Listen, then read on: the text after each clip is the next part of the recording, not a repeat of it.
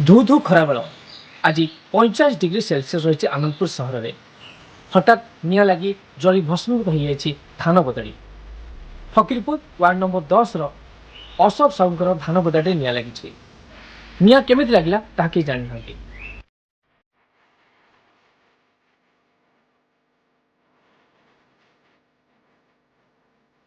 ହଠାତ୍ ନିଆଁ ଦେଖି ପାଖ ପଡ଼ୋଶୀ ଲୋକ ଚିତ୍କାର କରିଛନ୍ତି ଏବଂ ଆନନ୍ଦପୁର ଅଗ୍ନିଶମ ବିଭାଗ ଖବର ଦିଆହେଇଥିଲା।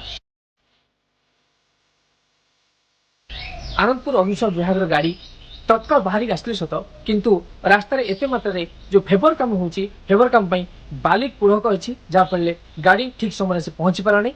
ସେତେବେଳକୁ ସାହି ପଡ଼ିଶା ଯାହା ହଉ ନିଆଁକୁ ଲିଭାଇବା ପାଇଁ ସକ୍ଷମ ହୋଇଥିଲେ।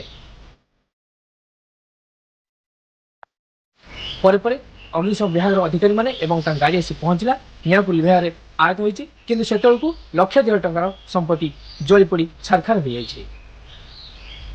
ପ୍ରଶାସନ ଗାଡ଼ିଟି ସମ୍ପୂର୍ଣ୍ଣ ପୋଡ଼ିଯାଇଛି, ଧାନ ବଦାଟି ପୋଡ଼ିଯାଇଛି ଏବଂ ଟ୍ରାକ୍ଟରର ଚକା ବି ପୋଡ଼ିଯାଇଛି।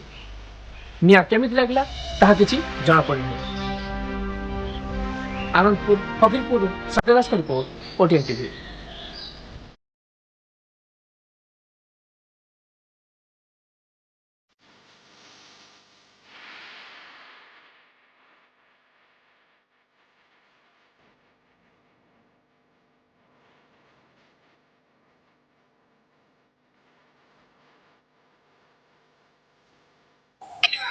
ଏହି ମୁଦ୍ଦା ନେଇ ସେ ଲୋକମାନଙ୍କ ପାଖକୁ ଯିବେ।